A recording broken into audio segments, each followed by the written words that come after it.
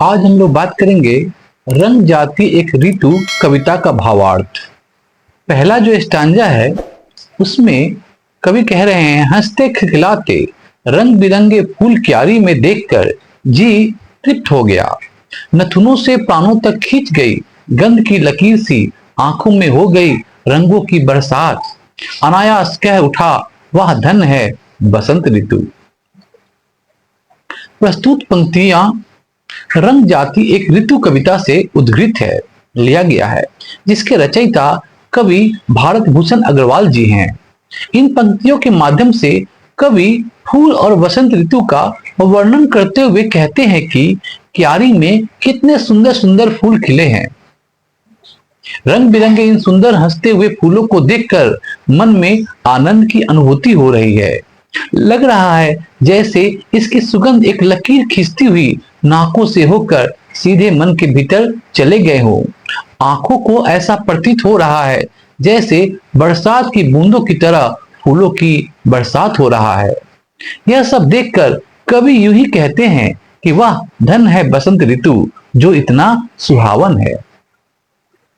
अब हम लोग दूसरी स्टांजा की बात करते हैं। उसमें कवि कहते हैं, लौटने को पैर ज्यों बढ़ाए तो क्यारी के कोने में दुबका एक नन्हा फूल अचानक बोल पड़ा, सुनो एक छोटा सा सत्य तुम्हें सौंपता हूं, धन है बसंत ऋतु तो ठीक है, पर उसकी धनता उसकी कमाई नहीं, वह हमने रची है, यानी मैंने, हमने।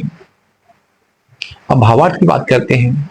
प्रस्तुत पंक्तियां रंग जाति एक रवि ऋतु कविता से उद्धृत है, जिसके रचयिता कवि भारत भूषण अग्रवाल जी हैं। इन पंक्तियों के माध्यम से कवि ने फूल और वसंत ऋतु का वर्णन किया है। जब कवि वसंत ऋतु की तारीफ करते हैं और वापस जाने के लिए जैसे ही पैर उठाते हैं, तभी क्यारी का एक नन्हा सा फूल कवि को कहता है, सुनो एक छोटी सी सच्चाई तुम्हें बताती हूँ, तुम बसंत ऋतु की तारीफ कर रहे हो, वो धन है, वो सब तो ठीक है, लेकिन यह धन्यता उसकी खुद की मेहनत नहीं है। यह सुंदरता और खुशबू हम फूलों ने रची है, हमने रची है, यानी कि मैंने यह सब किया है। अब हम लोग तीसरा स्टांजा की बात करते हैं।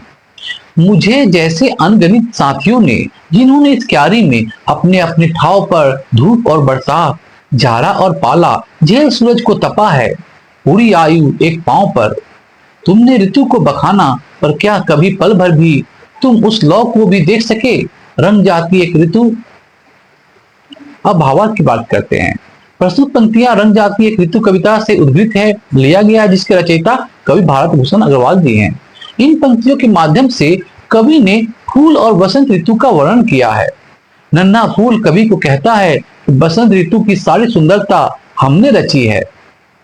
मुझ जैसे कितने नन्हे नन्हे फूल इस क्यारी में, जो अपने स्थान में रहकर धूप, बरसात, ठंड और ठंडी से पड़ने वाले पाले को झेला है।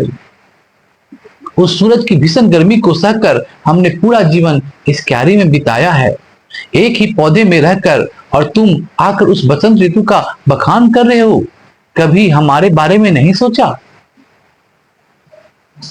अब हम लोग चौथा स्टांजा की बात करते हैं। उसमें कवि कहते हैं, जिसके बल मैंने और उसने, यानी मेरे एक एक साथी ने, मिट्टी ने अंधेरा फोड़ सूरज की आंखें मिलाई है, उसे यदि जानते हो तो तुम भी रंग जाती एक ऋतु। अब भावार्थ की बात करते हैं। प्रस्तुत पंक्तियां रंग जाती एक ऋतु कविता से उद्धृत है, जिसके रचयिता कवि भारत भूषण अग्रवाल जी हैं। इन पंक्तियों के माध्यम से कवि ने फूल और बसंत ऋतु का वर्णन किया है।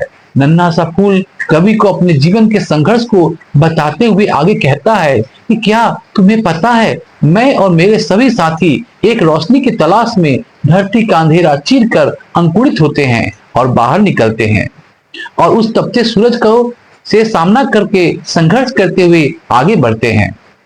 अगर तुम लोग भी उस संघर्ष और परिश्रम को समझ पाते तो तुम में भी एक नई ऋतु की शुरुआत हो जाती, तुमसे भी एक नई ऋतु की शुरुआत हो जाती, एक ऋतु तुम्हारे रंग में भी रंग जाती। अब हम लोग इस कविता का सारांश पर डिस्कशन करते हैं। प्रस्तुत पाठ रंग जाती एक ऋतु कवि भारत भूषण अग्रवाल जी द्वारा लिखित है। इस कविता के माध्यम से कवि बताना चाहते हैं कि परिश्रम और साधना का फल जरूर मिलता है। जैसे नन्हे नन्हे पौधे सारे कष्ट सहकर आगे बढ़ते गए और साधना की तो उन पर सुंदर सुंदर फूल खिलने लगे और उन फूलों की सुंदरता से ही क्यारी की शोभा बढ़ गई और चारों ओर सुगंध फैल गई। मौसम भी सुहावने लगने लगे। इन फूलों ने ही बसंत ऋतु की शोभा भी बढ़ाई है। इन्हीं फूलों के कारण ही बसंत ऋतु को ऋतुराज भी कहा जाता है। कवि इस कविता में यही सीख देना चाहते हैं कि हमें जीवन में हमेशा संघर्ष करना चाहिए, सामने आए मुसीबतों का दृढ़ता से सामना करना चाहिए, क्योंकि मेहनत कभी खाली नहीं जाती, उसका परिणाम हमें अच्छा ही मिलता है। जैसे फूलों की सुंदरता, अच्छी सुगंध और रंग मिली है, वैसे ही मनुष्य का जीवन भी परिश्रम करके खुशियों और अनेक रंगों से भर सकती है। बस हमें मेहनत के साथ आगे बढ़ना है। फूलों ने सर्दी, गर्मी, बरसात, पाला सभी कष्टों को झेला है, लेकिन कभी मायूस नहीं हुए, बल्कि मुसीबतों का सामना किया। सूरज की धूप को सहकर भी उन्होंने एक पौधे में रहकर संघर्ष किया। नन्हे फूलों को भी जब अपने आप को जीवित रखने के लिए प्रकृति से संघर्ष करना पड़ता, तो मनुष्य को भी करना पड़ेगा, क्योंकि प्रकृति में सबको संघर्ष करना पड़ता है। अब इसके कुछ प्रश्न उत्तर की बात करते हैं। प्रश्न है, फूल को देखकर कवि को क्या अनुभव हुआ? इसका जवाब इस प्रकार हो सकता है। हंसते खिलखिलाते रंग बिरंगे फूल क्यारी में देखकर कवि का मन तृप्त हो गया, खुशी से झूम उठा, उन्हें आनंद का अनुभव हुआ। दूसरा प्रश्न हो सकता है, कवि ने बसंत ऋतु को धन्य क्यों माना? कवि ने बसंत ऋतु को धन्य इसलिए माना है क्योंकि इस मौसम में चारों तरफ हरियाली होती है, रंग बिरंगे फूल खिले होते हैं, जिसमें से मन को तृप्त करने वाली खुशबू चारों ओर बिखर जाती है।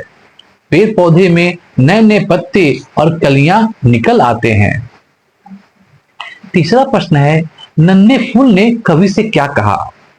नन्हे फूल ने कवि से कहा कि सुनो, एक छोटा सा सच तुम्हें बताती हूँ। बसंत ऋतु धन है, वो बात तो ठीक है, लेकिन उसकी धनता उसके कमाई नहीं है, उसे हमने रची है। मुझ जैसे कितने और साथियों ने, छोटे छोटे फूलों ने, नन्हे नन्हे फूलों ने इसे धूप, सर्दी, गर्मी, बरसात को तोलकर इस ऋतु में सजाया है, और तब ऋतु का बखान होता है। चौथा प्रश्न है, लौ तथा अंधेरा किसका प्रतीक है? इस कविता में लौ का अर्थ है सूरज की तपती किरण, जिसे फूलों ने देखा है, और अंधेरा का अर्थ मिट्टी में दबा होना, जिससे निकलकर फूल सूरज की ताप का सामना करते हैं। पांचवा प्रश्न है, खींच गई गंध की लकीर सी द्वारा कवि क्या कहना चाहते इस पंक्ति के द्वारा? प्रस्तुत कविता में कवि इस प्रस्तुत पंक्ति के माध्यम से कहना चाहते हैं कि बसंत ऋतु में चारों तरफ फूलों की खुशबू बिखर जाती है, वातावरण सुगंधमय हो जाता है, मन को आनंद की अनुभूति होती है, खुशबू नाकों से होते हुए भीतर तक पहुंच जाती है। ऐसा लगता है मानो यह सुगंध लकीर बनाते हुए भीतर तक पहुंच गई हो। छठा प्रश्न है, फूलों के रंगों से कवि को रंगों की बरसात अनुभव क्यों होने लगा? इसका उत्तर है, फूलों के रंगों से कवि को रंगों की बरसात अनुभव इसलिए होने लगा क्योंकि बसंत ऋतु का समय ही ऐसा होता है। चारों ओर रंग बिरंगे फूल खिले होते हैं, लगता है बरसात के दिनों में बूंद बूंद बारिश हो रही है। उसी तरह से रंग बिरंगे फूलों की भी बरसात हो रहा है, सभी जगह सुंदर सुंदर फूल बिखरे हुए हैं।